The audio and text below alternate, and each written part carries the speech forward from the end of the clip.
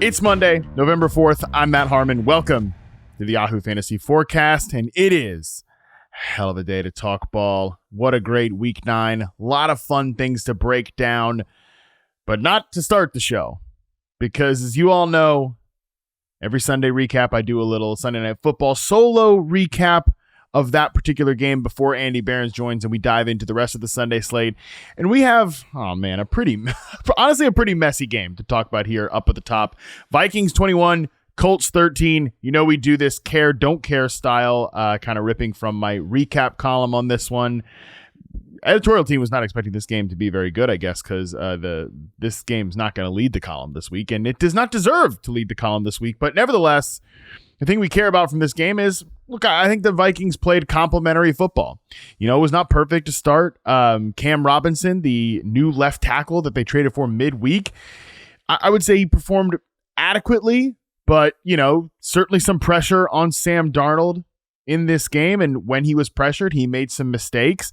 That being said, the defense really ruled the day on this one. This looked like the Vikings defense that put bad quarterbacks and bad passing games into blenders to start this year, and even gave some of the most efficient quarterbacks in the NFL a hard time in certain spots. And look, we'll get to the Colts here in a second, but they certainly don't fit into the latter column there. Nevertheless, lots of heat brought by the Vikings defense, opportunistic on the back end. That is the type of unit that I think they have to be on defense for them to win games. And that bled over into the offense here in this one too, which I thought was good. I really love Kevin O'Connell. I think he is a great play caller. I think at times, though, he has been hesitant maybe, or just avoided really leaning on that run game. That's something we've talked about on the show. But in this game, it wasn't anything crazy. It wasn't anything super efficient. But Aaron Jones did run the ball 21 times against the Colts. It was the second highest carry mark of the year. His backup Cam Akers actually chipped in for 7 carries, 7.7 yards a pop. That was pretty impressive. Couple nice moments from Cam Akers in this one. Good to see in his second stint as a Minnesota Viking. But really, it was in the passing game where we also felt this balance and the complementary nature here. 9 players caught passes for the Minnesota Vikings. 10 of them drew targets, even though Justin Jefferson, it led the way by far with a healthy 137 yards through the air. It didn't feel like it was just Jefferson and nothing else matters in the passing game. I thought they got some really good play out of Josh Oliver, actually the tight end too, now that TJ Hawkinson is back. TJ Hawkinson had a couple nice little underneath targets. I think he's going to get more and more involved as the proceedings roll on here. But Josh Oliver did have a couple of nice plays behind zone coverage. That was good to see. I think getting those tight ends more and more involved in the offense, it's going to be important. Looking at some of the early route data, Hawkinson was the number 2 route runner behind Justin Jefferson and Jordan Addison. So Hawkinson is definitely going to be kind of on that tight end 1 radar, I think, going forward in fantasy football. And speaking of Jordan Addison, he was great in some of these big critical moments. He wasn't necessarily used deep down the field a ton, but he got loose in the red zone. 8.4 yards per target for him. He's never going to be a high volume player. We know that about Jordan Addison. I think that is both a situation and skill set induced reality. But when they call on him, as long as he's efficient, as long as he's, 1.1 EPA per target for Jordan Addison in this game, that's the kind of, we throw to Jordan Addison, we get a point. That's the type of player they need him to be, and he was activated a bit more than we've seen in previous games. Never going to be a high-end fantasy contributor with this role, and like I said, his skill set, but as long as he can come down in critical moments with some of these passes, that's what the Vikings needed. And again, all of this brings us back to Justin Jefferson, who Next Gen Stats notes had 95 yards on 6 targets against off coverage. That's what you need if you're Minnesota. You need to have other credible threats on the field so that when you get a one-on-one off coverage look with Justin Jefferson on the outside, you hammer that every single time. So wasn't anything special by Minnesota. Some shaky moments by Sam Darnold, but you saw the vision for what this team wants to be, especially when they can lean on that run game and take some efficient shots in the passing game. I do think this offense can be good enough to get where they need to go, especially when the defense is terrorizing bad offenses. And that brings us to the thing we do not care about in this game. We don't care about any Joe Flacco effect on the Colts offense. And my God, what a collective look in the mirror moment for, I don't know, hopefully the whole Colts organization, but really NFL media as a whole for talking about this all week long. When like a total wet fart of a game here for the Indianapolis Colts offense. ESPN's Mina Kimes noted that the Colts averaged minus 0.35 EPA per play on offense tonight, their worst mark of the season. All this talk about we want to win games, so we're going to start Joe Flacco. No, I mean, not even close. Flacco's passing numbers aren't any meaningfully better than Anthony Richardson's outings, at least some of them. 59% completion rate, because completion percentage is all that matters. A measly 6.6 yards per attempt. And I would argue that the areas where Flacco is better certainly didn't matter in week 9. And that's mostly because the areas where he is weaker than Anthony Richardson shined much brighter. Number one, Flacco was a sitting duck in the pocket. His offensive line lost the battle. He was going down on a sack. Period. End of story. Even worse than that, though, the second thing is that this tweet from @ZachHicks2. This is obviously before this game, but super small sample size. But Jonathan Taylor splits with each quarterback this year. Joe Flacco, 16 carries for 58 yards. That's 3.6 yards per carry. Anthony Richardson, 76 rushes for 396 yards, 5.2 yards per carry, and all 5 of his touchdowns. Again, yes, small sample size alert. However, that continued in this game, where Jonathan Taylor took his 13 carries for 48 yards. Trey Sermon, the backup running back, wasn't any more effective. Richardson at least gives teams something to think about as a rusher. So while we were theoretically going to get a bump in the passing game with Joe Flacco, we were always going to lose a little bit in the run game. We lost a lot in the run game here with Jonathan Taylor. If you started Jonathan Taylor in fantasy, you are not feeling really good this morning, and you're not feeling good about those stats with what we saw tonight kind of all mixed together. And worse than that, we didn't get any bump. We didn't get any bump for the Colts statistical projection for the pass catchers here. And there's a lot to kind of unpack in this one. Josh Downs was kind of strangely limited in this game. He wasn't on the field for every single snap. Alec Pierce and Michael Pittman ran the way by a lot in terms of routes run. Josh Downs was kind of like a distant third, and don't really know what that's about, especially because, I mean, there was at least one third down where, I mean, shoot, he wasn't even on the field for a critical third down play. This is your best separator by a lot. He's not on the field for a critical third down play. Like, what is going on there? Also, again, this is from Next Gen Stats. The Colts used 12 personnel, which is obviously 2 tight ends, on almost half, 46.9% of their offensive snaps in week 9. That's the highest rate in a game over the past 7 seasons. Josh Downs played on just 2 of 23 12 personnel snaps and just 51% of the snaps overall. What's up with that? That's weird. Again, why are we suddenly a 12 personnel under center team? We're trying to change the whole offense around now to get. Is that supposed to be a Joe Flacco offense? It's weird. It doesn't make any sense. All of the issues that we kind of talked about were still a part of the Colts offense besides the quarterback play. Those were still issues. Michael Pittman's out there, but he is clearly gutting it through a really painful back injury. He is not the player that we typically expected. The volatility of the Colts outside wide receivers was still felt. Great play by A.D. Mitchell to catch that one pass along the sideline. Didn't hear from him otherwise. Ashton Doolin is playing more than Adonai Mitchell. Alec Pierce is just Alec Pierce, man. Like we know the deal with this Colts pass catching core. Like, Josh Downs is great. Michael Pittman, when he's healthy, is a really, really good player. He's not healthy right now. So the Colts approach this year has been confusing.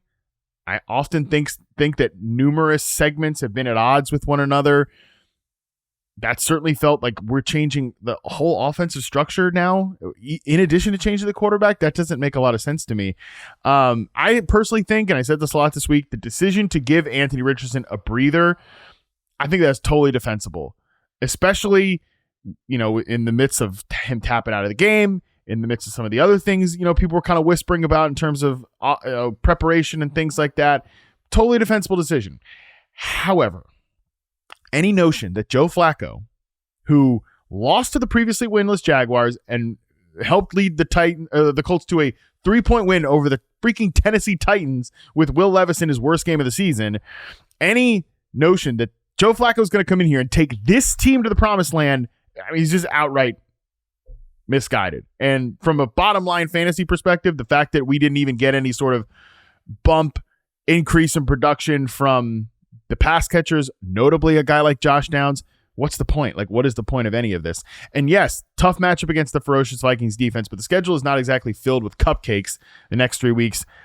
Bills, Jets, Lions over the next 3 games for the Colts before they get the Patriots, a bye, and they come back to face, I believe, the Denver Broncos. So I don't know how long Flacco's going to be under center. I know I said this on the show last week, but when they called Flacco the starter going forward, my reaction was kind of, we'll see about that. And after week 9, I'm already prepared to start the watch for when Richardson ends up returning to the lineup, because I just don't think that this move, based on, again, 1 game sample size here, but also what we saw with these 2 players throughout the course of the season, defensible decision to sit Richardson down, give him a breather, but I don't think this move is suddenly going to change the course of the Colts season. All right, so that's Sunday Night Football. Bit of a shaky game. Hopefully you all made it through that. We have a great show for you here. One piece of news before we get into it, and we'll unpack this over the course of the week, but the Raiders have fired offensive coordinator Luke Getsy. That's not going to save their season, so I don't know that we have a ton more to add about what we say later on in the show in regard to the Raiders, but it is a thing that happened. Thought you all should know that. With that, we toss the rest of the show with Andy Behrens, where we break down the games that you should care the most about, the games you should sort of care about, and the games that really could have been an email this week. Let's get into it. Joining me now, as he always does here on the Sunday Recap, is my good friend, Andy Behrens. Andy, what's going on, buddy? Oh, good day. Really, really fun day. Good late set of games. Felt like separation week for a couple of teams in the NFL, so this was fun. This was a good one. Yeah, it felt like separation week in a certain sense for some of these teams. It also felt like, man, I don't know. Producer Colin and I were talking about this. I don't know who the second best team in the NFC is at this point. Clearly, I think Lions are top of the crop. Everybody else is kind of jumbled in the mix there, so not sure we've got a lot of separation there. And I will say, separating ourselves from our usual expectations, I almost always, Andy, want to come in this show and start talking about the 1 p.m. slate, because that the last few weeks has been absolutely electric. This week, not so much. I mean, 1 p.m. was it's got some games, but that later window was pretty outrageous. And let's waste no more time. We'll get right into it. Reminder, though, for the people who are just joining the program, we break the games into 3 categories. The games we care the most about, the games we sort of care about, and then the games that could have been an email. Maybe we hand out some awards at the end if we're feeling generous. This week, we got to start with 3 games from that 4 o'clock window in the games that we really care about, starting with Rams 26, Seahawks 20. Banger of a contest that ultimately went to overtime. The Rams won it on a walk-off game winner touchdown pass from Matthew Stafford to Demarcus Robinson. Andy, let's talk about those Rams here for a second before we get to Seattle, who I think actually might have the more interesting kind of like long view takeaways. But let's talk Rams here first and get them out of the way. Obviously, the big news from this one was Puka Nacua was ejected in this game with about a minute left in the first half. And of course, that left Stafford to win it with the skeleton crew wide receivers. I only saw like the way overhead view of the maybe punch that Puka threw. Either way, you can't put yourself or your team in that position, getting ejected in that situation. So he gets a bit of a bailout by the fact that the Rams actually win it in overtime. That would have been a tough scene if you don't win a game in which a key receiver is tossed like that. This is such a funny game because I'm sure there's a segment of the viewing public that didn't get this one until like the Detroit Green Bay game ends, and so they really only see like the final couple minutes of regulation and then overtime. And if you were part of that audience, you'd be like, wow, these teams are awesome. They neither one of them has a flaw, right? Because that was incredible. But this game was a wild ride, man. It wasn't Wasn't always pretty for the Rams. I love the play call, by the way. I love taking a shot at that area of the field, that down and distance. Wonderful play call. Like Sean McVay needs positive reinforcement from me or whatever. But that was super fun. Great way for the game to end. Tremendous catch by Robinson. Really good play by him. Huge day for Cooper Kupp. We're right back to like 15, 16 target Cooper Kupp. He was awesome. Kyron did enough. It was one of those Matthew Stafford games where there's a lot of wow moments, and then the box score doesn't really show it. Yeah, I think that's a great call about like if you only saw the last quarter, maybe half of the fourth quarter into overtime of this game, you might be you probably wouldn't, if you watched before that, you weren't expecting this game to lead the show. Let's put it that way, because this was a bit of a sloppy operation from both teams. You mentioned Cooper Kupp. He gets the 14 target. It's one of those Cooper Kupp games that's always on my radar about, man, we got to have other guys step up beyond Cooper Kupp, but they did get that in this game, even with Puka Nacua tossed from the game in the first half. He came into this one dealing with a knee injury too that he picked up in practice. It's just been quite a ride with Puka this year if you drafted him in fantasy football, especially if you didn't start him last week and he erupted on your bench and then you started him with, all right, we got an injury, but let's go ahead and put him out there. Seattle's defense, let's do it. And then he's tossed after one catch for 11 yards. They did get big games, like I said, from Demarcus Robinson, who 2 touchdowns. He's actually just been more effective when the other wide receivers have been healthy for this team. Yeah. Which makes sense because he's that X receiver for this team, mostly the ISO guy on the line of scrimmage, doesn't do any of the pre-snap motion stuff. And I guess when you have Cooper Kupp, even when you have Puka Nacua out there, when he's out there, teams are dedicating more resources to kind of focusing on those guys. So it allows for more single coverage looks for Demarcus Robinson, who, when he's been called upon, he's made plays for this LA Rams team. Like I mentioned, I do want to talk a lot about the Seahawks, even though they lost this game. I don't really know where to start with this one. Obviously, we got to talk about the JSN game. 7 catches, 180 yards, a career high, 180 yards, 2 touchdowns. And it could have been so much bigger because he had at least 2 more big plays called back due to penalty. And I know that's the temptation to start there, but I actually want to start at the second part of what I just said there, Andy, which is called back by penalty. This was a yikes game for the ages for Seattle's offensive line. I know that Geno put the ball in harm's way at times, but man, that offensive line was abused all game long by a Rams defensive front that is underrated. Jared versus a baller. They have some pretty good players up there, but yeah, I mean, pushed around in the run game. Geno was harassed all game. And like I said, some critical big plays down the field were also called back due to penalties up front. Yeah. Verse was tremendous. Verse was really impressive for the Rams. Big game for him. Geno sacked 7 times. What a ride Geno gave us, right? Because he threw, of course, he threw the go-ahead touchdown to the Rams, and then that game-tying touchdown to JSN, which, like, after the game that Geno had as many times as he was dropped, as many, they're not bonehead plays, but there were like a handful of just glitchy moments from Geno, right, where he just some bad balls, and harassed all game. To be able to make that 4th down throw to JSN on the outside that he just dropped in his lap. He dropped it in a spot where like nobody's gonna fail to haul that in. Tremendous throw. I think it was 4th and 5, and then to chase it with the touchdown. That was also another great ball. Great, really great game by JSN. I'm sure a lot of people had him either in lineups and DFS lineups with DK not in the game. Tremendous effort by him. Good enough game by Kenneth Walker, I guess. Huge workload, but really, I don't even know what Geno Smith is really. Like 363 yards, right? Another like all the volume categories. He's been at the top of the leaderboard in the NFL in them. It is what we thought we would get from Ryan Grubb's offense, just in terms of pass volume. We have definitely gotten, even in a week without DK Metcalf. Geno was just such a roller coaster ride today. And I don't know. I suppose I should be impressed. I mean, I was really impressed by those final throws, like in the closing minutes. But man, the lows were really something as well. Yeah, that's like, love him or hate him, you got to give Geno a lot of credit for just standing and staring down the barrel and ripping it downfield after, like I said, getting harassed all game long. I don't have the pressure numbers because we're just starting this game right as the final whistle. We're just starting the show right as the final whistle kind of goes off for this game. So I would definitely be interested in seeing those. On the JSN thing, you mentioned people had him in lineups. Man, I was getting texts and messages from people all day about I benched JSN for this guy. I benched JSN for this guy. I benched JSN for Cedric Tillman. You know, it turned out okay, but like still, it's fine. I'm not whining all night long about that. You know, I didn't bench him for, I don't know, like some goofball or something like that. Cedric Tillman was fine. But what do we do? What do we do with this JSN game, Andy? Because he averages 17.5 air yards per target in this contest.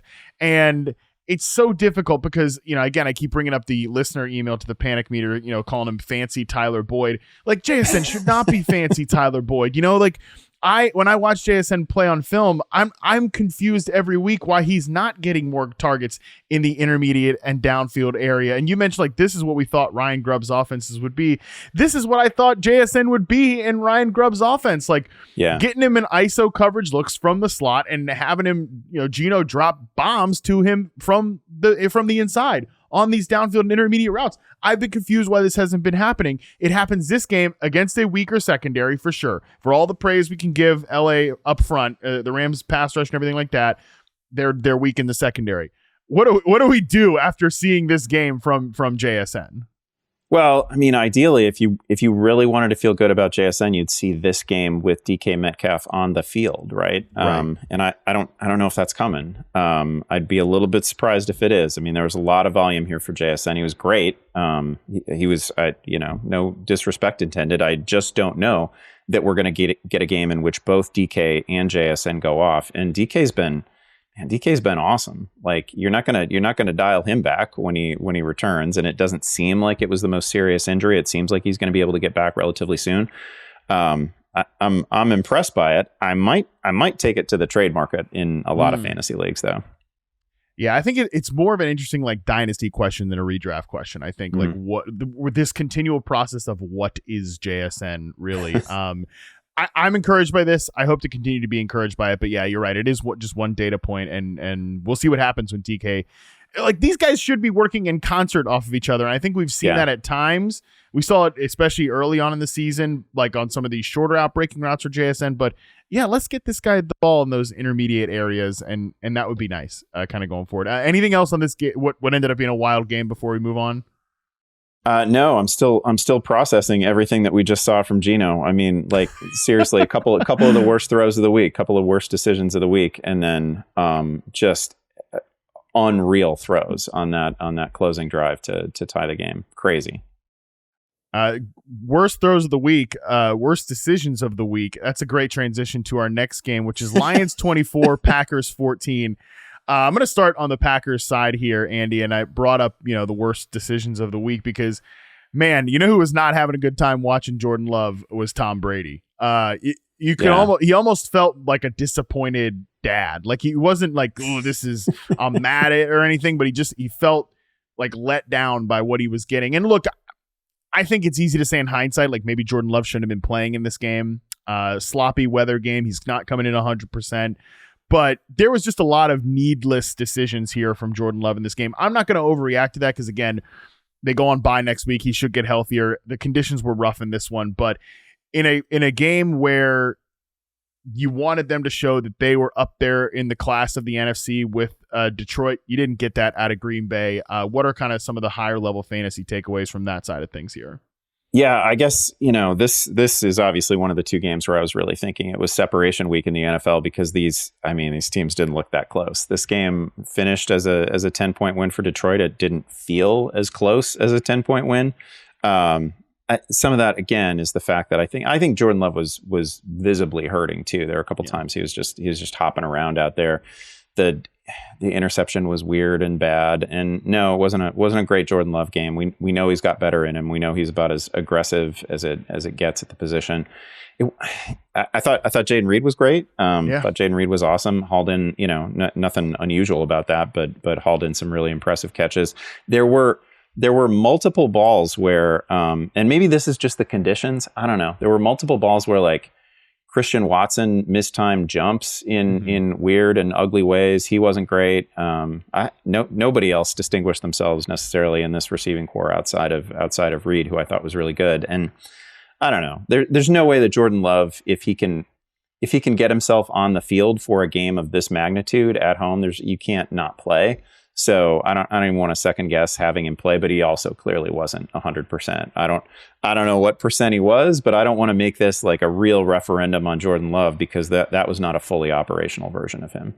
Absolutely. Yeah. Like, it's tempting to give him 2 weeks because they've got the bye next week to get right, because he's been dealing with stuff all year, but you can't just wave the white flag at home against the NFC North kind of Kings right now in the Detroit Lions. Yeah. So yeah, just on the receiver core, we had a good back and forth about this on enough already in FFL this morning, with these like crowded receiver rooms. And this is a bunch of dudes catch passes for the Packers in this one. So Jaden Reed leads the team with 113 receiving yards on 6 targets. I'm not going to go against my own edict of like complaining about this stuff, but it just does feel like there's talk about separation. I think there's a separation between Jaden Reed and everybody else. And it just feels like when he goes these long stretches without getting consistent targets, and they are trying to, make it happen with Christian Watson, Romeo Doubs predictably falls back after a couple of big games. Dontavian Wicks, maybe Jordan Love could have thrown that ball in the end zone better to him. He probably still should have caught it. Those are just one of those plays, but it's just that there's a big separation, I think, from Reed to everybody else. And it does feel like we get into these long stretches when he's not totally involved, and that's not good for the offense. But at the same time, like I said on FFL this morning, you can't be upset about that, because that's the book on this receiver core. It's going to be crowded, and there's not going to be a funnel target every single week. I will say to your point, we can't have Christian Watson leading this team in targets like in a game of that magnitude, which is what happened this week. No, under no circumstances. I agree with you. And it felt like they were getting away from the Christian Watson stuff. Like, we're giving him 3 to 4 highly impactful targets a week, and then they try to have him do base wide receiver stuff. It's like, that guy's a 3. Jaden Reed, I think, could be a 1, but he just hasn't been unleashed like that. So we'll see what happens, but nothing's probably going to change in that regard from a fantasy perspective. But good to see Jaden Reed have a big game, because I know he had been ultra quiet for people for a few weeks now. Flipping over to the Lions side of things here. I don't really know what to say about the Lions. They're just so like squeaky clean in a very jumbled NFC. Like I mentioned, they're just clearly, I think, the class of the conference. Yeah, almost every team this week, and in any given week, almost every team, over the course of a game, there's going to be a couple of plays that you look at and you're like, oh man, that was a bad mistake. That was really, and there just weren't like, I don't know. Did they have an ugly play? Was there anything that went wrong in particular? They, Goff was near perfect again, 18 to 22. Both running backs were great. They bullied the Packers late in the game when they, just running out the clock and sort of dared them to stop David Montgomery. And, David Montgomery in a quagmire with a lead in that situation, you're just not going to stop that guy. Like they bullied him at the end. They bullied him early. Amon-Ra was great. Like the route on the touchdown to Amon-Ra St. Brown, super fun. The little weird stop and go. It looked like it was like an alley oop in basketball, right? It was like a show and then dart to the, I don't know. It was a great, absolutely great route. Really fun play. A lot of fun play calls in this game. But man, they were just completely in control. And again, 24-14, but it didn't feel as close as 24-14. No, it really didn't. Even when they scored that touchdown to bring it within 10 points, I think Brady said about the Packers, well, they gave their fans something to see. I don't even think he was really taking it seriously. Yeah. And it's worth noting, too, the Lions did this defensively without probably their best player now that Aiden Hutchinson's out for the season.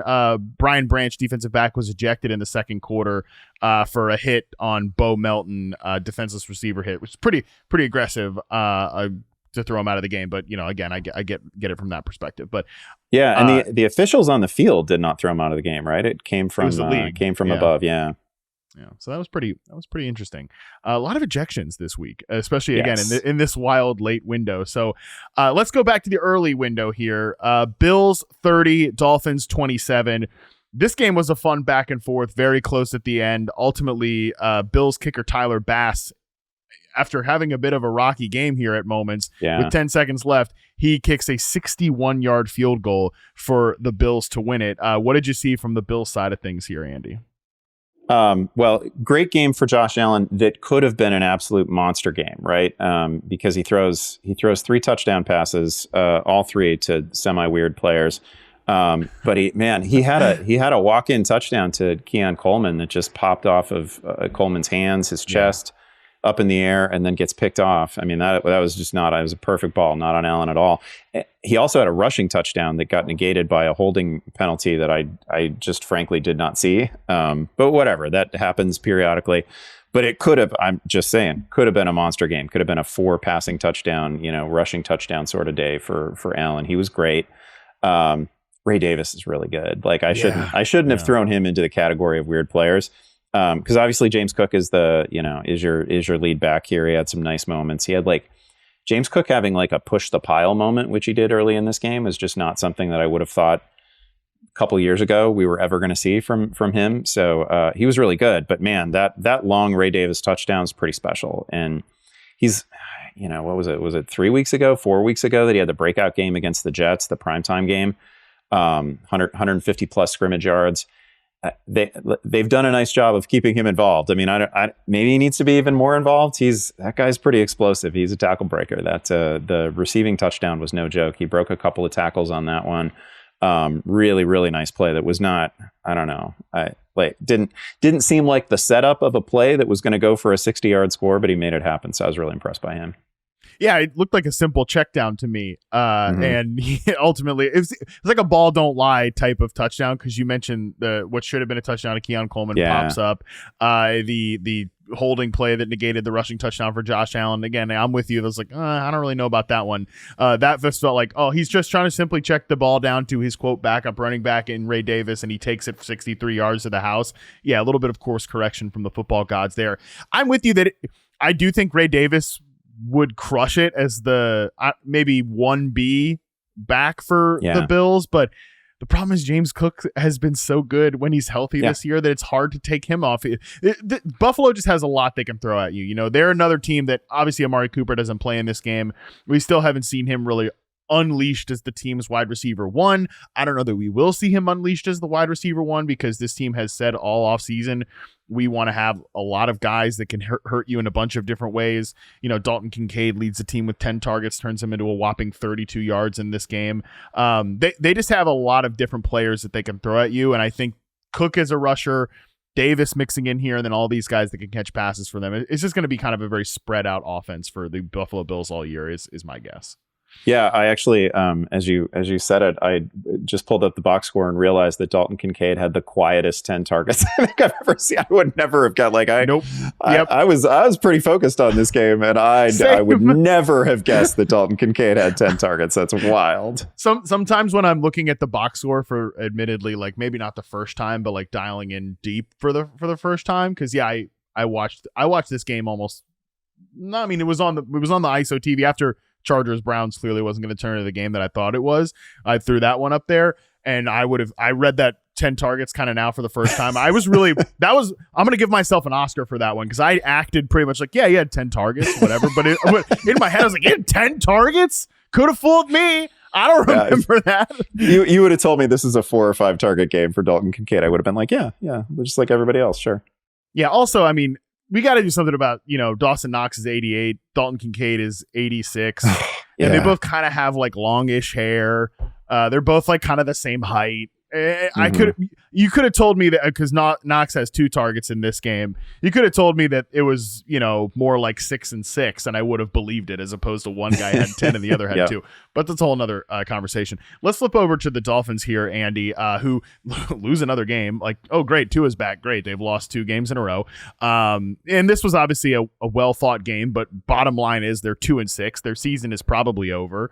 There's at least some. I would bet this probably isn't going to happen, but there's at least some internet speculation about could Tyreek Hill be a trade candidate at the deadline. Again, I probably bet that's not going to happen. But at the same time, getting Tua back has not fixed all of their problems, even if the offense is clearly much better with him under center. Well, it's fixed Devon Achane. I'll say that. He was awesome. Yes. A couple of touchdowns there, and the leading receiver for this team too. So if you were fretting about his rest of season fantasy value, there's nothing to worry about. He has been awesome in these last couple weeks. It's gotta, like, I don't know, it's moderately painful as a Bears fan this season. I can't imagine how painful it must be if you're like a diehard Dolphins fan, because they've had so many games that are very winnable late, almost feel like a coin flip, and they just simply don't win any of them. And they got all the talent in the world on offense. So really frustrating. And obviously you come off a playoff season, you think that you're an ascending team, and to be in this situation, it's just got to be, that's just got to be brutal.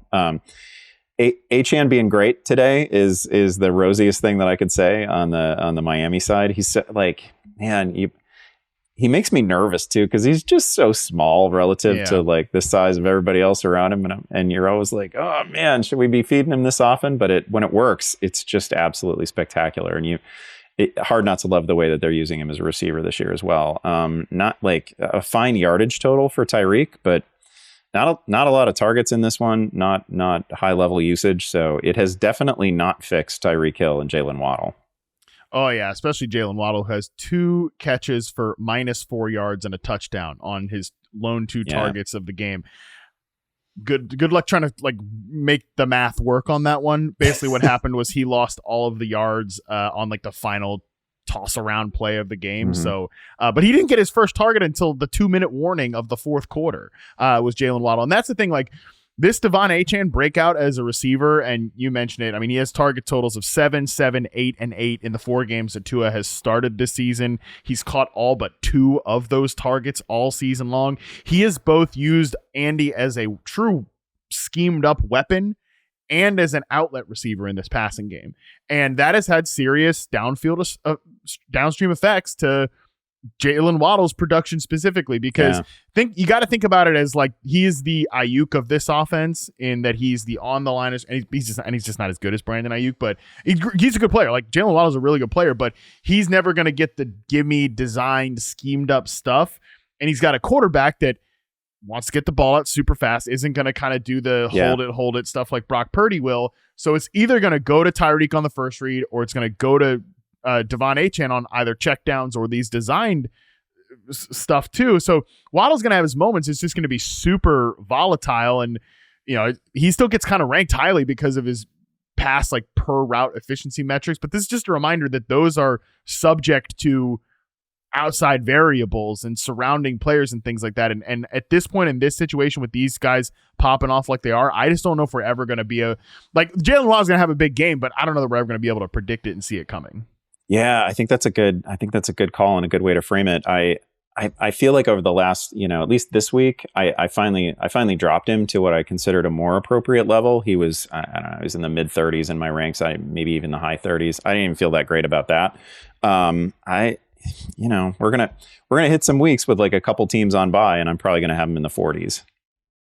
Yeah, man, that's tough to swallow. And then again, one of these weeks he'll be a top 10 scoring receiver, but you're just not going to be able to pinpoint it and see it coming. All right, let's go back to the 4 p.m. window here and talk Eagles 28, Jaguars 23. Starting on the Eagles side of things here, number 1, Saquon Barkley is a baller. That's the first thing we got to say about this game. Number 2, never seen a fan base so pissed off at their head coach during what at times seemed like was going to be a convincing win over the Jacksonville Jaguars, but that is kind of the state of things in Philadelphia, and Nick Sirianni and the whole thing were there with the Eagles. It's crazy that this game sort of fell into the first segment of the show, because this game was ended. This was over. I mean, you're facing the Jaguars and you're up 22-0. Like, we should not be talking about this game as like kind of an exciting, fantasy back and forth. It's crazy that this thing got close. Saquon was otherworldly. Like, he had a couple of games at Penn State where like you really saw this sort of just absolutely live wire version of Saquon that couldn't be tackled, that had like, you were reacting to, he made 3 moves for, for every one that you could react to. Just unbelievable performance by him. And obviously the backward hurdle is something that people are going to see replayed all week. I've never seen anybody. I don't know. Maybe it's happened before at some level. I've never seen anybody do it. It's never occurred to me that it is a thing that anybody could do. It is just athletically kind of otherworldly. He was incredible. Devontae Smith was incredible. Once AJ Brown was out of the game with a knee issue, we'll have to follow that all week. Devontae Smith made a phenomenal touchdown catch in this one. But also, like, can you have like a great and reliable offense that is entirely reliant on huge splash plays and guys doing superhero level things? I don't know. It doesn't feel like that would beat the Lions when we get deep into January. They don't seem ready to do that, but there's no arguing with the quality of the talent there. Yeah, just to make your point about how this game shouldn't have felt this way. Again, this is just the win probability, and I know win probability, but this is just the win probability on our site on yahoosports.com. Fourth quarter, 2 minutes and 19 seconds left, 93.5% win probability for the Eagles. At 29 seconds left, it flipped all the way to Jags 50.6%, and then it immediately goes to Eagles final. But like that is how weird this game got. I love the way you just summed up the Eagles offense, which is nothing really feels real. This is another one that I think if you just watched the game and never looked at the box score, you'd be like, I don't know if Jalen Hurts is really playing all that well. And then you look and it's like he's 230 yards, 20 of 24, 9.6 yards per attempt, 2 touchdowns. Nothing about that's bad, but it feels a little, I'm sure I'm not the first one to make this comparison, but it feels a little bit like not late stage Russell Wilson, but maybe not glory years Russell Wilson, where it's a little up and down. It's a little rocky, but superhero players are making superhero plays. And when that happens, that's the offense. Every offense kind of becomes the same offense in Philadelphia. It's like, oh, Kellen Moore's going to come in here and bring all this under center and motion and all that. No, they're just going to run the football and push it downfield on go routes, and these big boy wide receivers are going to win. And that is basically what the offense has become in Philadelphia. Yeah, but like you can't lose any of those players. Like if you're entirely dependent on Saquon and AJ Brown and Devontae Smith doing just the most ridiculous things, and we'll get 5 crazy plays out of those guys each week. It's tough when you lose AJ Brown, right? Like you can't. They all got to stay on the field, and right now there's at least a question mark with one of them. Yeah, that is obviously super critical, especially when you play a team that's not Jacksonville. I will say the 36-yard catch by Jahan Dotson was pretty sweet, but I mean that guy can't buy a target for the most part. So no, but it made me feel things. That's all I'll say. Anything on Jacksonville, because I have no idea how they were even competitive in this game at the end. I have not seen the snap counts on this game or this backfield, but man, brutal comeback from Travis Etienne. He led directly to one of the interceptions that Trevor Lawrence threw. Not a great game for Trevor. Good to see him actually find the end zone a couple times as a rusher, because I know I say this periodically about Jacksonville. It is definitely in his skill set, and they don't do enough of it. Like, I don't know. What are we protecting Trevor Lawrence from? Turns out Trevor Lawrence is maybe not one of the 5 best passers in the NFL. So let's expand his collection of responsibilities and let him run the ball, because he's pretty good at it. And he does break the plane a couple times. So he is a decent fantasy day. None of the receivers really do anything of note. Nobody. I'm looking at the box score now. Nobody over 50 receiving yards. Kind of a bummer for Brian Thomas Jr. I thought this was a good setup for him, but nobody really did anything. I mean, it felt like the Eagles were in absolute total control of this game, and hey, maybe this is the day that Peterson gets fired, and then somehow, miraculously, weirdly, Jacksonville is actually in this game. Yeah, 28 snaps for Tank Bigsby, 16 for Travis Etienne.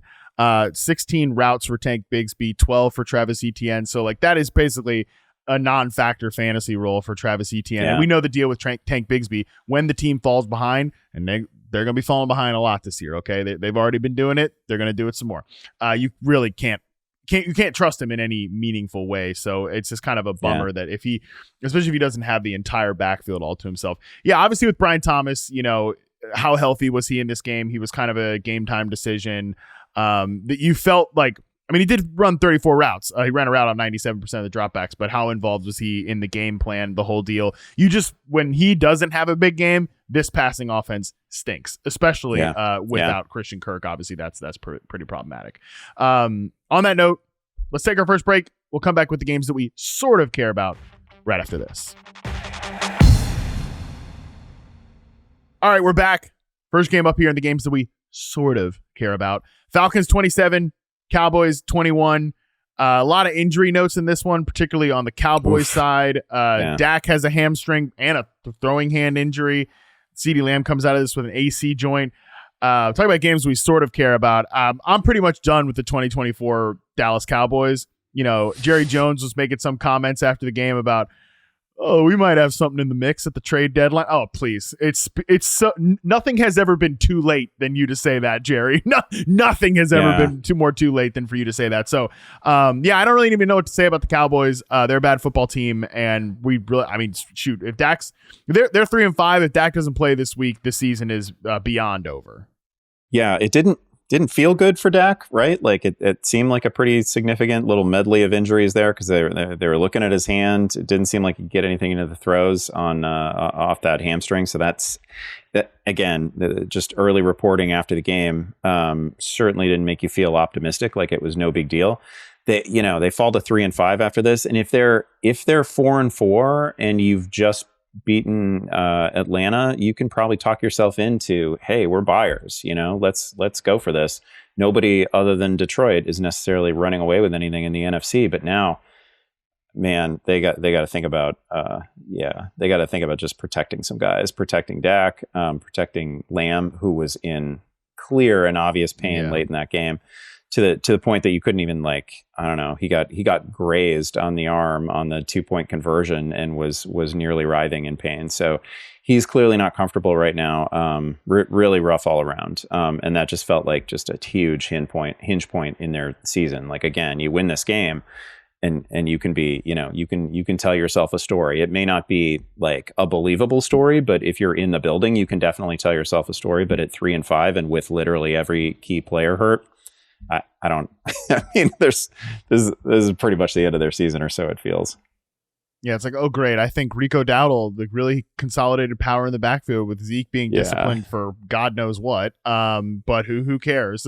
Like if this team's gonna go the way we think it's gonna go, which is south, you're not going to be really wanting to find new and creative ways to invest in the 2024 Dallas Cowboys to steal an Andy Behrens line. If we're gonna get Cooper Rush for a while, and CD is going to be banged up, then you have to start I don't know. That's not good for anybody. It's not going to make Dowdle more playable. It's not going to make Ferguson more playable. We're gonna worry about. I'll worry about Brandon Aubrey, for goodness sakes. Like, they're not going to be able to put together drives. Like, this is going to be a wasteland. If it's not already, it's definitely going to be a wasteland. When Nate and I talked about this last week, it could get worse before it gets better. This is exactly what we mean. They're a team that can't afford any injuries, and their two good players are the ones that suffered injuries in this game. So obviously that's pretty terrible. On the Falcons side of things, Drake London's sick touchdown catch early in the game proved to be his last play. He came out with a hip injury, so that's obviously something to monitor. But what I think Atlanta showed you, kind of juxtapose against Dallas, is that they have many other threats that they can throw out at you. Obviously, they lose their number one receiver. Darnell Mooney can have 9 targets and beat up on you. Bijan Robinson, I loved how you described him a couple of weeks ago as like cartoonishly good. He had a couple of cartoonishly good moments in this one. And obviously, Tyler Algier also finds his way into the end zone as well. Yeah, Bijan was great.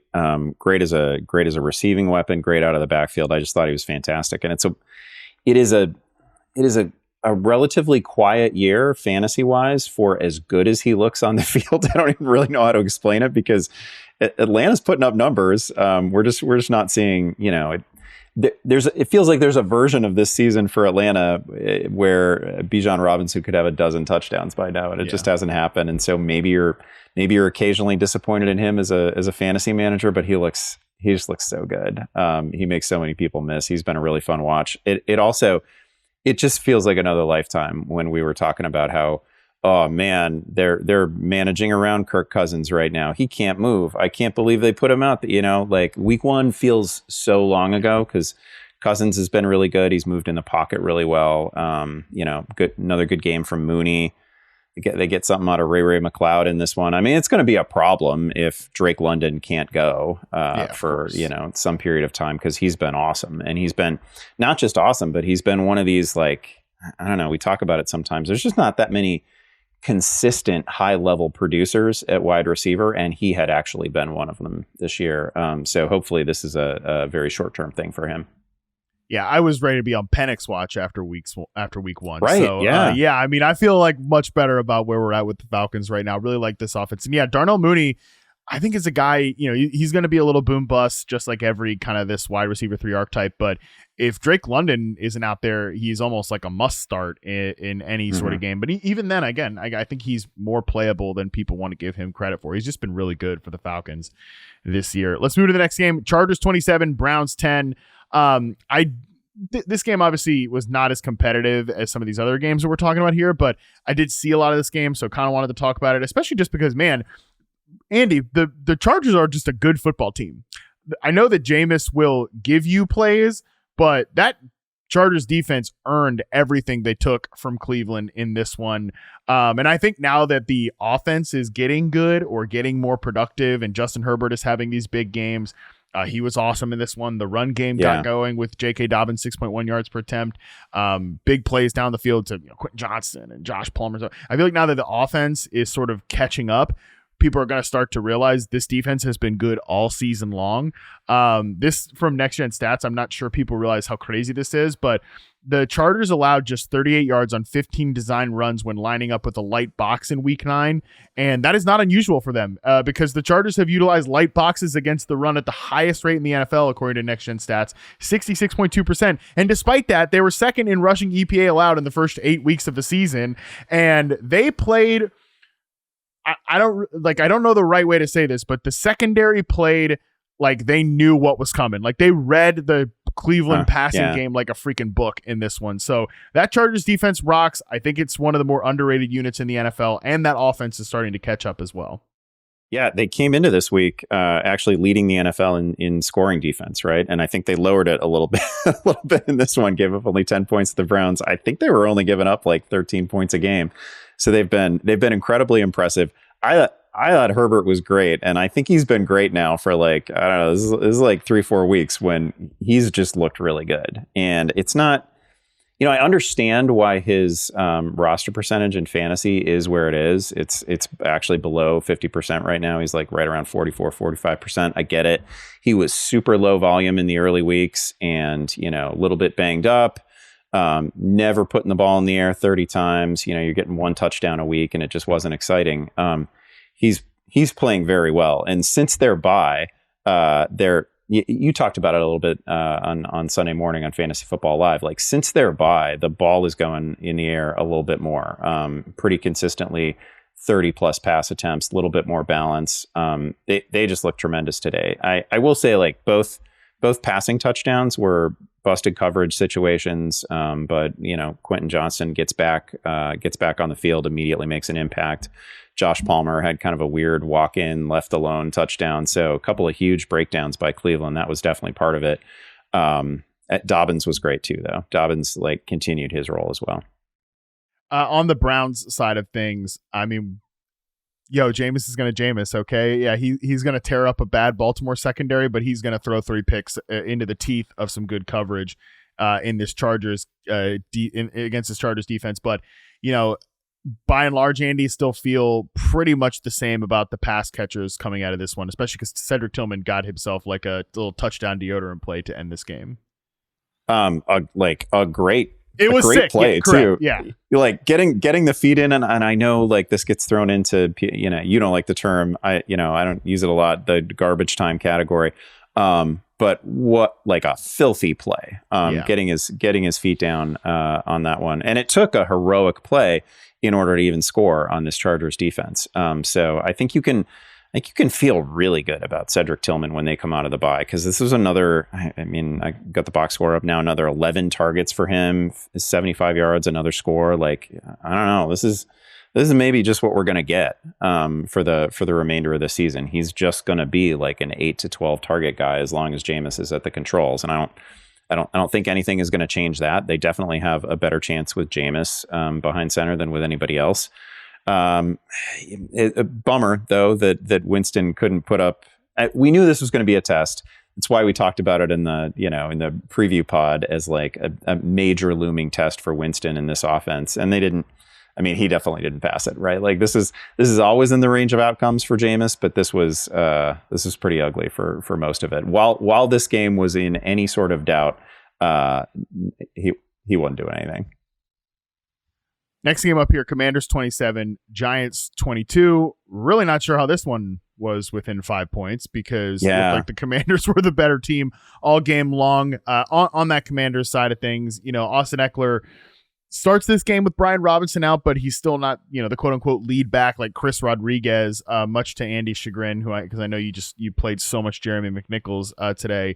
Chris Rodriguez. I truly did, yeah.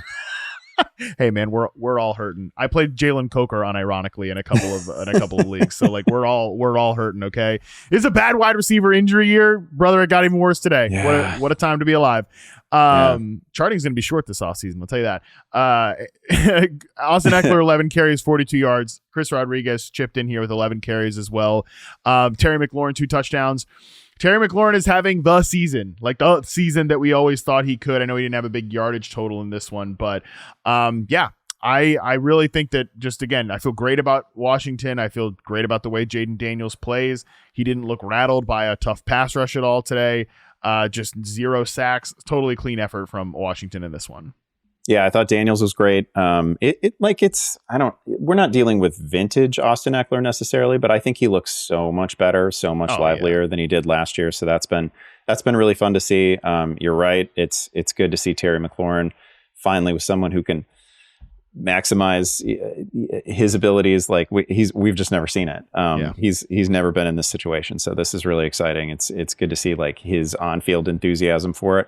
Pretty good game for, Noah Brown. Not that I think anybody needs to stick Noah Brown in starting lineups necessarily. And well, you never know. I don't know. I should have this week actually. But like, I also feel like Noah Brown every week, he did it again this week. Every week he gets like 30 plus yards for that team on a PI flag. Like I feel like he's been like one of the secret pass interference heroes of this season. He's had a number of plays like that. So he's been pretty impactful. I would still like them to make a move for a receiver, but we're kind of out of useful receivers on the block right now. Yeah, I'm no longer sure like who that player is. That was another thing, not to bring it back to the Cowboys because I said I was kind of done with them. But like when Jerry's, we got a few things in the mix. Who are you trading for? Who is this mystery player? I'll believe it when we see it. Speaking of enough already, the Giants were the team I led with in the segment Enough Already of Fantasy Football Live this morning. I mean, you got to be watching Fantasy Football Live. Come on, it's a great time. That was a good rant. That was a really solid rant, by the way. Well, and today was a perfect example of why I'm so annoyed with them because there's like I said this morning, there are players we care about on this team right now, and they've kind of said enough already to Wan'Dale Robinson. I don't know if we need to update the tracker anymore. 3 catches for 10 yards, like that's the Wan'Dale Robinson game we should be getting. But they've hit like 3 guys I think in this draft class from a skill position perspective. Malik Neighbors, obviously. Tyron Tracy continues his clear lead cut back role here. 16 carries to 7 for Devin Singletary. He also chipped in with a catch as well. Theo Johnson had a pretty sick play for a touchdown down the seam. He could be one of these like athletic developmental tight ends at some point.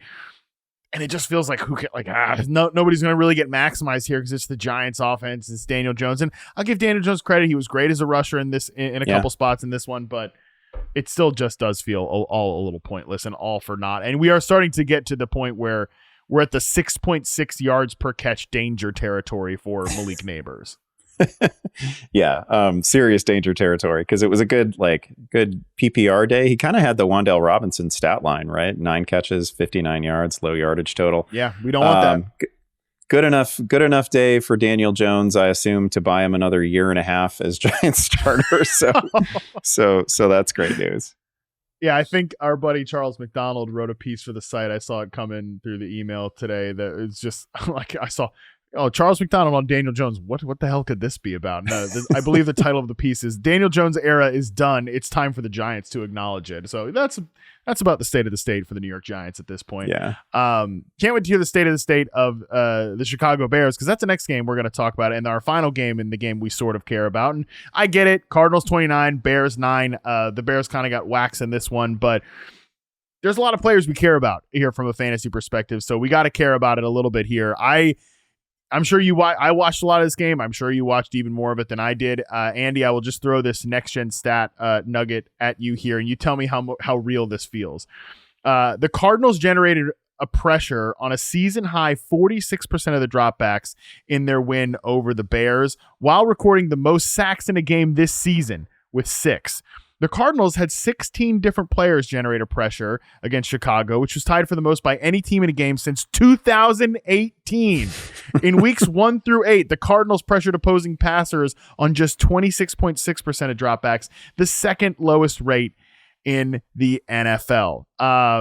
Andy, is that what it felt like? Because when I was watching this game, that is what it felt like. Yeah, sure did. And there were a number of instances where even on plays where Williams wasn't technically sacked, where he was just in flight mode immediately off the snap of the football. So that was really rough. There weren't a lot of easy answers for him, and it's probably gonna require a watch from the end zone camera and stuff like that to really see like maybe some version of what he was seeing. But they just did not seem to build in a lot of quick hit stuff, a lot of easy answers for him. And consequently, he found himself there were a bunch of plays where Caleb probably ran a total of like 60, 70 yards in order to pick up 2, right? Where he's just scrambling left, right, no real time to look downfield. And then, of course, by the end of the game, he shouldn't have been on the field and picked up a near ankle injury. It sounds like he's going to be okay. He was kind of downplaying it after the game, which is good. But that like final series, final drive, we didn't need him out there for most of the fourth quarter. It was in some ways, like obviously last week's loss was stunning, but I feel like this was a little bit more disappointing because they weren't, in a number of ways weren't competitive. The defense has been, it's looked good statistically all season. They've had some nice moments, but it's also had a bend don't break aspect to it. And today it just broke. Today they didn't stop you when you got to the red zone. Today they were trading field goals for touchdowns in the first half, and some just late brutal scores in this one. They couldn't stop the run, couldn't stop James Conner, couldn't stop anybody who took a handoff for the Cardinals. So that was pretty rough, and they didn't they didn't make Kyler Murray do anything difficult here either. He just took a lot of short stuff. They got a lot out of their ground game, and they didn't have to do too much. It was a quiet day for Marvin Harrison, but they didn't need to ask him to do anything. They were getting all that they needed out of Trey McBride, and anytime they wanted a chunk play in the run game, they got it. I mean, yeah, nobody on Arizona has more than 35 yards receiving, and I know there's going to be, because it feels like we got to talk about the Cardinals passing offense all the time, but there's really no need to talk about it in this game because, like you said, they didn't need to do anything. I mean, Trey Benson, 4.6 yards per carry. Amari DiMercato rips off a 53-yard touchdown run on like a late down. James Conner goes over 100 yards. They got smoked up front, did Chicago in this game, which is pretty disturbing. And offensively, it's so weird because there's a couple of like Roma Dunze plays that are so good. They got him a couple of like shot plays out of the slot, which I think is really encouraging because he shouldn't just be kind of tethered at X receiver.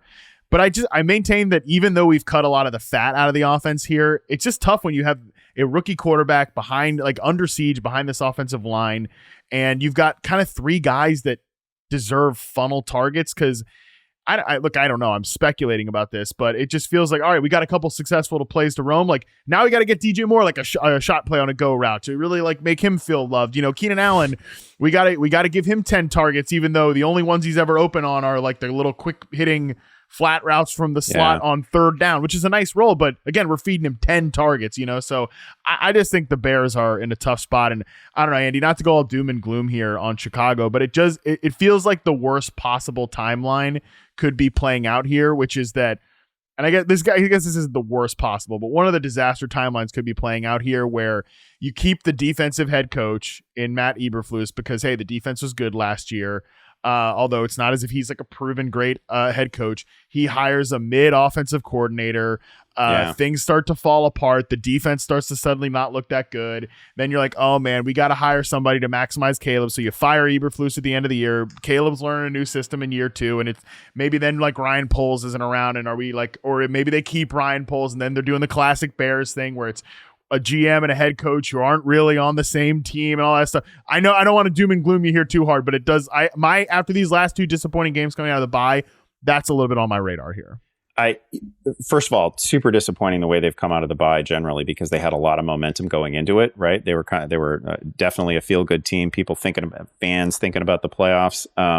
All the people like in the text messages that have hit my phone today who were very focused on the Bears making the playoffs like a couple weeks ago have turned their focus to Ben Johnson.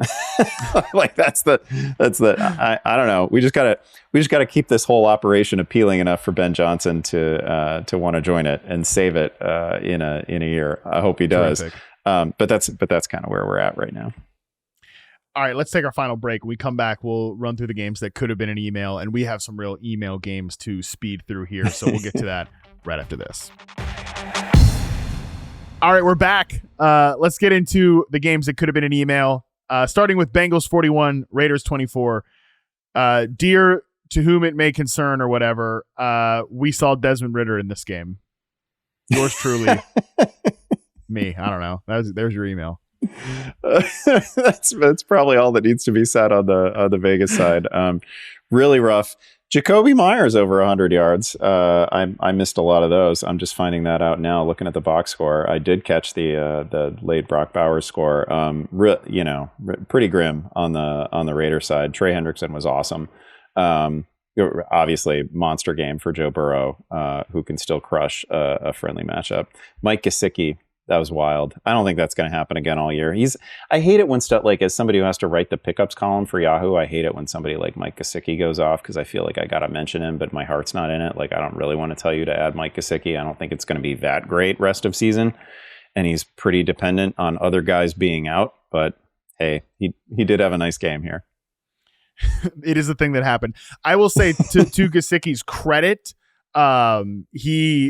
he did have a good game last week, and typically when T. Higgins doesn't play, he just becomes the team slot receiver because they got to bump Andre Yoshivas outside because Jermaine Burton apparently doesn't like. I don't know the full story. I haven't dove deep into it. I will at some point, but he was apparently they built like a whole game plan around him this week, and then he was a healthy scratch this morning for some who knows what, like not being on time or something like that. Maybe overslept on what you said today was the easiest day to not oversleep. How do you oversleep? How do you oversleep on the day that we fall back? I don't know that that's what happened, but if it did, my God. Yeah. Again, it's crazy because I said all week, like, man, we like, this is the time. Like, this is the time. This is the time to get him rolling here because they need some juice. He ran a season high in routes last week, and then he's a healthy scratch here. And Jack Taylor, after the game, looking into it now, he did not get into the specifics of why he was made inactive, but yeah, I mean, just not great. Like, obviously, again, like I said, apparently what I heard was they built a whole like game plan with him involved in it, and then he's a healthy scratch, so obviously did something to piss them off. And then you didn't need him because you still put up 41. Right. So, I mean, I don't know. Somebody get this guy an alarm clock. Get him like 3. Yeah. Get him 5. I don't know. All right. Let's move to the next game here. Ravens 41, Broncos 10. There were definitely some people that were, maybe your boy here, like, okay, well, we'll see what the Broncos can do against this Ravens, beat up secondary. I mean, Bo Nix is going to end up with a decent fantasy game in this one because he ran, he ran for 36 yards, I guess, but this was not a competitive operation whatsoever. Bo Nix catching a touchdown pass from Cortland Sutton, contested catch winner, Bo Nix. That was good to see. Bo Nix. Yeah. Baltimore was the other team and maybe you could argue that Baltimore had already separated itself, but record wise, they haven't really. But but man, they are playing a different game than Denver was. Denver wasn't ready for that, and Denver's a pretty good defense too, and is going to finish with a negative fantasy total this week because you just can't. You gotta pick what you're going to try to stop with Baltimore, and Denver didn't stop anything. Right, Henry got off.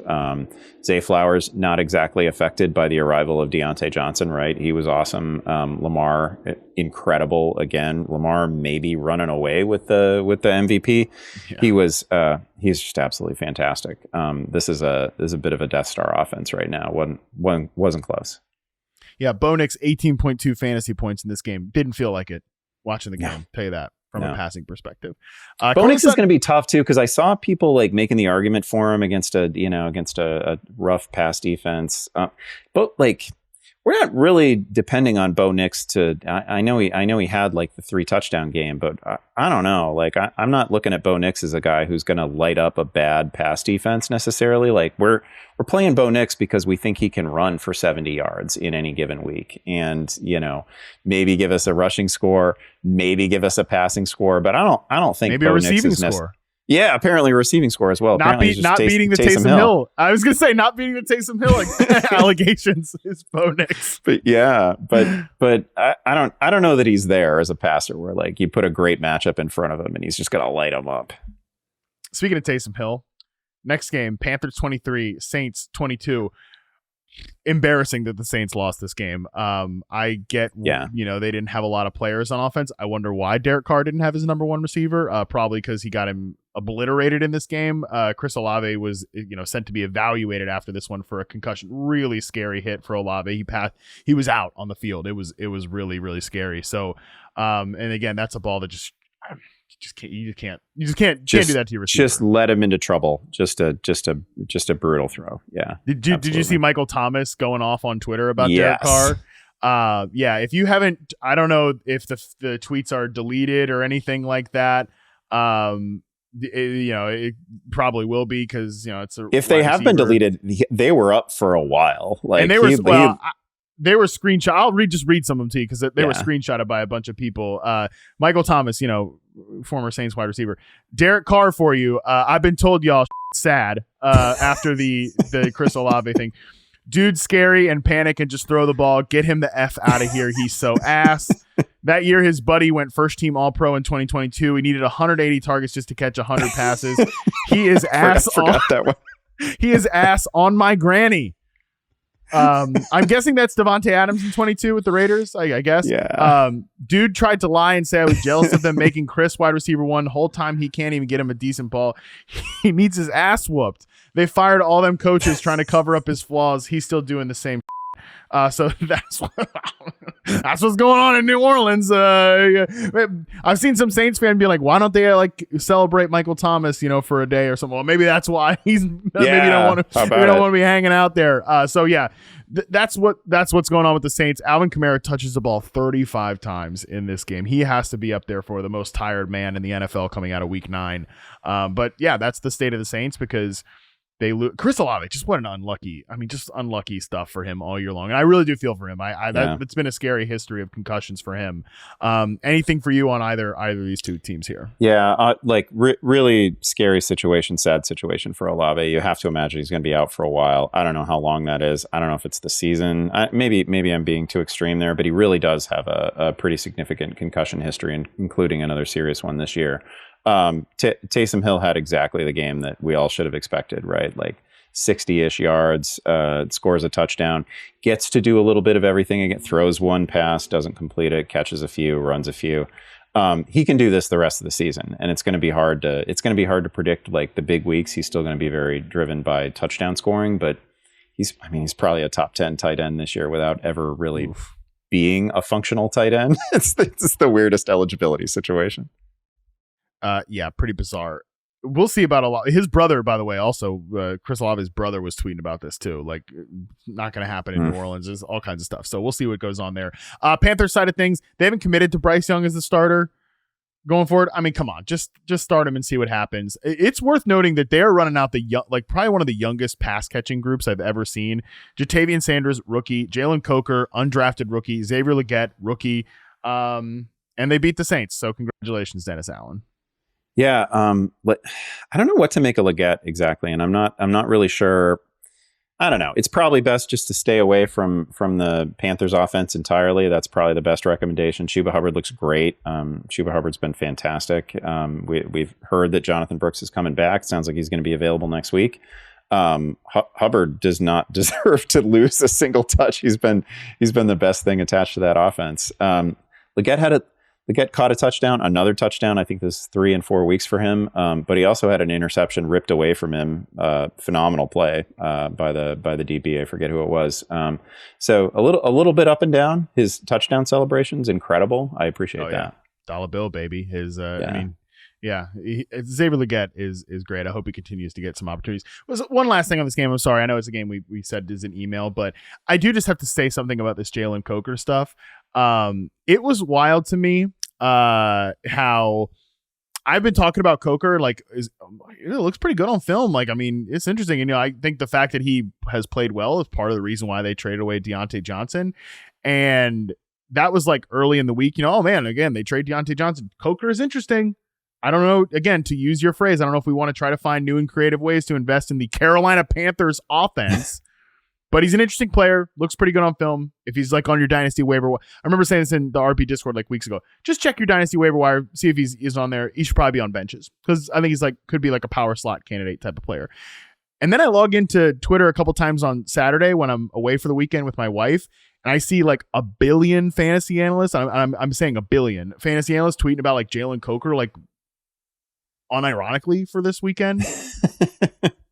We jumped the shark on the Jalen Coker stuff. Like, cokeheads, come back to us. Let's try to comport ourselves and be serious on the internet here about what we got going on. At least an interesting player to keep your eye on, but yeah, probably not trying to play too many Carolina Panthers. And on that note, let's bring to our final game here. Titans 20, Patriots 17, overtime game. Drake May, sick play to get this thing into overtime. Interception to ultimately end this game as well. Yeah, Drake May is so difficult to talk about sometimes because this was as much as Geno Smith was a carnival ride on Sunday, Drake May was as well. The game-ending interception, ugly ball. He's we've seen him throw a couple of deep balls that are just dead on perfect this year. But he's also today he sailed at least one. He underthrew others. Wasn't great. He still runs for 95 yards. So right there, without knowing another thing about his day, you should probably, proactively be interested in him. He's got a bunch of friendly matchups coming up. I mean, there's just not a lot of quarterbacks out there sitting on your waiver wire. He's out there in 90% of leagues. And he's running for 95 yards. Not he should know when the run is over. He's one of those guys, right? He should not be trying to finish runs with violence. I don't necessarily see the benefit to that. It happened a couple times. The play to send it to overtime was just absolutely incredible. I mean, he ran around for a minute before finding Ramondre Stevenson and was getting tackled as it happened. Just a phenomenal play. And sometimes with rookie quarterbacks, I don't know. I tend to care more about the individual plays that actually work out right than I do some of the mistakes, because there's just always going to be mistakes. So I continue to be pretty impressed by him. Let's just get him a legit number one receiver and see what this thing looks like. Oh, let's get him a legit number two receiver and find out what happens. I mean, I'll take a one. Yeah, for sure. A one would be great. Let's get somebody who could start for the 31 other teams in the NFL. Yeah. That would be a nice starting point. Titans highlight in this game, Tony Pollard was a game time decision seemingly, or highly questionable on Sunday, and touched the ball 31 times. What a wild ride that was. Tony Pollard's been so good this year, and I feel like it's lost on people who don't have him on fantasy rosters. This is a hell of a comeback season for Tony Pollard. He came into this one averaging almost 4 yards after contact per attempt. He's at the top of the leaderboard there. He's just been great. And in a week where there was really, I don't know, I was doing some Sirius XM radio on Saturday night, and we still didn't have clarity on whether Tony Pollard was even going to freaking play. And to come out and handle this workload and look this good, he had a touchdown negated by a penalty. It was a brilliant run. He's having a hell of a season. This is this is the best version of Tony Pollard. Like, he is all the way back from injury. All right, you got any awards to give out this week? I've got one, but you got any? No, you give out yours, because my award was actually going to be mine was going to be an honorary writing award, an honorary FSWA writing award for Michael Thomas. Oh wow! Well, hey, congratulations, Michael Thomas. Maybe you can DM him and get his address and send him the trophy. He can display that. You know what? I don't need to strike up a correspondence with Michael Thomas. That's cool. I don't know. Could be interesting, Andy. Maybe we'll get I'm him on enjoying the pod. him from afar. Maybe we'll get him on the pod. See what happens. We're always looking for former players to work with. Maybe he can be a podcaster. We do shows here at Yahoo Sports. My WTF of the week is actually something you mentioned, talking about Drake May. Here's two things we've got to stop, and I'm gonna be old man yells at the cloud here for a second. Young quarterbacks, just slide, go the F down. I do not need Drake May when there is. I mean, even if it's a critical moment in the game, I need you to think about, like, dude, why am I lowering my shoulder at the end of this run? I'm doing the full Anthony Richardson. You never want to do the full Anthony Richardson. Even Jaden Daniels a couple times in this game, it's like, what is to be gained by this extra couple of yards? And to put the second point on that, Gen Z wide receivers, I have had enough of, like, on second down reaching the ball out when it's like second and 7 and you've gained 2 yards. Like, you want are you box score scouting? Are you worried about your fantasy stats? They're like, yeah, I've got this, whatever. Do not clip that. Do not put that on the internet. I probably shouldn't even say that. Like, are they worried about their fantasy stats or something? Because I'm going to cause some, like, investigation or some nonsense like that. I know that's not what it is, but it's very much on my radar that the young wide receivers reach out, like, for the first down marker when, like, you could have Michael Jordan's stretch arm and freaking Space Jam. Age myself some more there by referencing Michael Jordan's Space Jam. Yeah, kids, he was the original actor. I've seen some movies before. You could have his stretch arm. You ain't getting that first down marker. Stop reaching out for that thing. And young quarterbacks, just slide, okay? You do not need to be low. I do not need to see you, Drake May, lower your shoulder against some Titans defensive back when you're not going anywhere, even if you truck him over. There's another guy right there too. So often it happens with May, and Anthony Richardson did this too. Like, you've already got the first down. Like, there's nothing. What are we doing? like we're okay. I guess that's honorable that you're fighting for that last yard, but we already have the first down. Just get down, stay safe. Live to fight another day. That's the fight that I want to see. All right. That is going to do it for us today. Andy, appreciate the hell out of you, buddy. Sorry we had to, I even mentioned, like, Bears disaster scenario, but hey, you got your Taysom Hill propaganda in here, so it's a good show for you. Hell yeah, I did. To do that. Hell yeah, I did. Oh, what a time to be alive for Andy Behrens. All right, that is going to do it for us today. As I mentioned, on Tuesday, tomorrow, Dalton Del Don joins me for the post-week 9 People's Panic Meter. Please send in your panic to the fantasy mailbag. That is fantasymailbag@yahoosports.com. We've had some great submissions of late. A little bit late last week because it wasn't that panicky. You got to be panicking about something this week. I've got some problems. I know you've got problems coming out of this week. So send them in, fantasymailbag@yahoosports.com. Until then, we are out.